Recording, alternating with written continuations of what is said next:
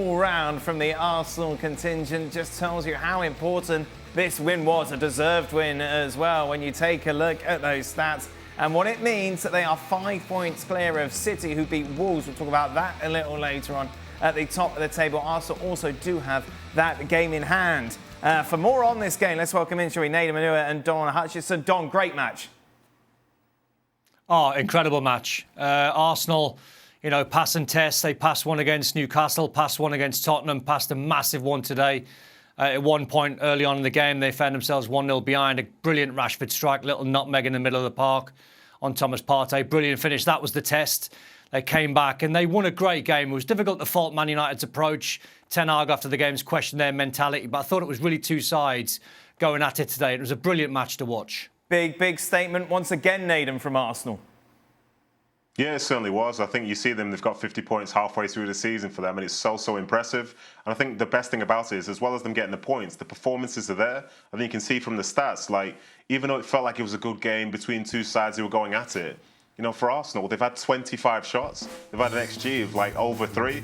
And it just goes to show how impressive they really have been. Even though, they were behind, they were pushing forward, and then they got dragged back, but they still continued to drive forward. And I think from my perspective, as you watch them, they're good value. They do give you really good games. And fair play to them. As I say, to be on 50 points after this amount of games is so impressive. And it's a fantastic spectacle. I think most people would say they got what they deserved. And maybe Ten Hag is unhappy with the mentality, but it felt like they were defensively pretty good today, but it was definitely Arsenal who were the team who were really trying to press forward. I saw a stat and I said to you, 63 touches, or I think it was that, inside the United box that Arsenal had, which I think is a Premier League record. That tells you, particularly in the second half, how much they pinned them back. Yeah. There are many hurdles to come for this team this season in the Premier League. However, I don't really, win or lose the Premier League, whether Man City come strong or not, or they lose the odd game, I don't think there's any questions now really for me whether this team are the real deal. It's no shame if you get pipped by a point or whatever, it can happen. So at the moment it's looking good for them. But I don't think there's much doubt that they are a match for Man City. Might not outplay them, but they are a match. At the moment, easy to say they're the best team because they're the top of the league, but they are the best team in terms of every facet of the team. Defence, midfield, front line. And I tell you what, isn't it pleasing to see a young guy come in, Eddie Nketiah? Yeah. That most, myself included, thought it's going to be tough to replace Gabriel Jesus, and the pressure on his shoulders, and to come in and not only score the goals but play in the manner in which he's played, I think is a fantastic testament to the young man. Listen, every time we talk about Arsenal and talk about Eddie Nketiah, I'm like Craig. I feel like I have to apologise. My initial assessment was he cannot come in and fill the shoes of Gabriel Jesus. You're not going to win a league with Eddie Nketiah as your out-and-out centre forward. But I could not be more wrong given his performances. And credit to the young man, because I'm sure he would have been told the same, not by people in the dressing room, but by others in media, and he worked his way to where he is now, to the point that Arteta has a decision to make, which is all you can ask of a young player, to give the manager a decision to make, because he has been incredibly awesome. Not only with the third goal where he gets himself in that striker's position, but he brought an incredible save out of David De Gea, 10 or 15 minutes earlier. And that's an understanding about his role inside that box now that I think I certainly didn't think he appreciated before this spell. And he has made this side not miss a step, despite who I thought Gabriel Jesus being one of the most important players for Arsenal being out long term. And to Craig's point, I just don't see how they come unstuck now. Now, they have two big league tests in Manchester City to come. Yep. But they have, if they win their game in hand, an 8-point gap. Even if City win those two, that's down to 2 points.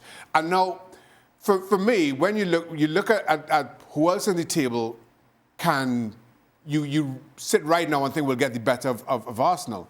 There's nobody else. No. You've got Arsenal top, you've got City second. They made easy work of Manchester United, despite the scoreline. I think Manchester United played their part in that. Newcastle somehow, and I say that as a former Newcastle player, somehow got a 0-0 draw. That was all one-way traffic. You play Spurs, and you dominate that. So now all of a sudden, against the third, fourth, and fifth best teams in the league, you don't have much of an issue. Who's going to stop Arsenal? Yeah. And that's a big question here. That was always the criticism, wasn't it, of Arsenal? Can you do it against the big teams? And they are proving that they can time and time again. I think the doubt for me has long gone. I actually think Nketiah has made them better. Not that Jesus is not a brilliant player, he is. And he may come back into the team at some point, but I'm telling you, if Nketiah keeps playing like that, for me, he's not coming back in. He might come in for some cup competitions or whatever, but if his league form continues, if Gabriel Jesus is fit, the young man leads the line. And one of the things is Gabriel Jesus is a brilliant link-up player and sort of meanders around the field and does great things. But sometimes that is to the detriment of him being in the box. Right. When I'm watching Nketiah, yes, he'll join in and he will run the channels, but he's more liable to be, at the moment, in the right area, in the right time, where an old-fashioned striker should be. And that means that Arsenal are finishing off a lot of their good play, and he's been on the end of it. So, if he knocked on his door tomorrow, Arteta, and said, I'm fit for next week, it's quite simple. He's got that jersey at the moment. Yeah. There's no doubt about it. And Arsenal as well, at this current time, and we talked about it a couple of days ago, have got the best midfield three in the Premier League at the moment by quite some way. And Nedum, the thing is as well, obviously part of our job is watching a lot of different football, and a lot of it is dross. Arsenal are really good to watch, aren't they? They serve up really entertaining games.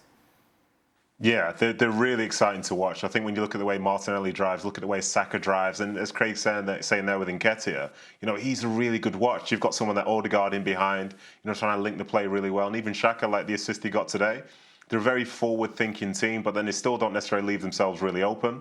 So I think they've been great value. If you watch them on any given game, it's fantastic, especially against the sides who we traditionally see towards the top of the league. They've had some great games. I'm thinking back to the game against Liverpool, the game against Chelsea, this one against Manchester United. They've been absolutely fantastic. And as I say, they're just such a young side as well. I think that's the thing that's really impressive about it all.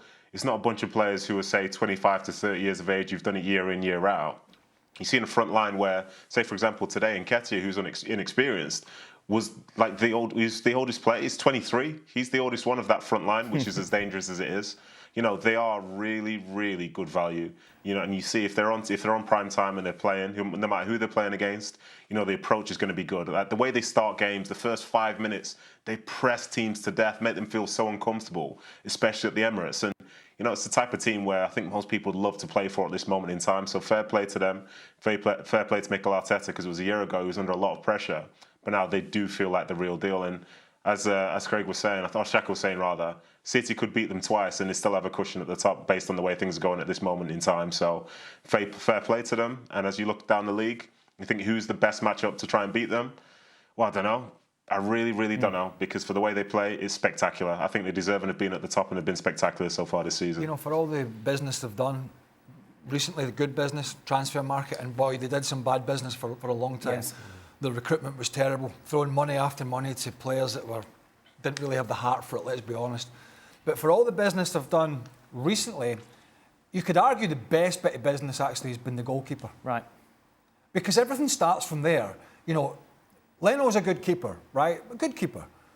But Ramsdale's come in, he's upped the game in terms of the goalkeeping, but he wants to play out from the back. And that was one of the big reasons for it. He's good with his feet, he's a character, he's got a personality, he's got a presence in the box because of his size, he's making some great saves. And you could argue, because when you were looking at where Arsenal were going to change things, to be honest, I didn't really think, goalkeeper was a priority. Yeah. I was looking at other bits of the team and thinking, I need another midfielder, need another striker, need another wide man, I need to bring these guys in.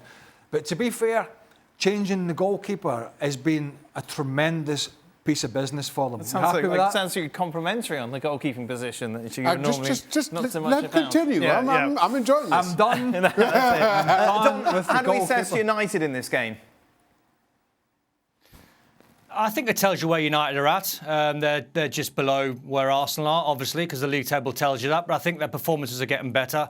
It's difficult to measure them without Casemiro today. I think when you look back and you see Fred and McTominay, you see the same players that have been at the club for a long time. Weghorst is not the answer. He's not going to take Man U to a title. He's a body that's been brought in probably while Martial's fit or to try and get them into top 4. Then they'll spend again in the summer. I think you're looking at a side that's still strong, but they're numbers behind Arsenal. They're certainly a mile behind Man City, even though they're quite closer to them than Arsenal. That doesn't, correspond to what I'm saying in terms of the league table. But in terms of squad depth, I mean, Man City are still the team to beat, in my opinion, in terms of their depth and how they can play. But Arsenal, as the lad said, they deserve all the credit that they're going to get in the newspapers, on all social media, the fan base, what we're going to give them because they're sitting top of the league. And the football's just amazing to watch. They're going to get twitchy.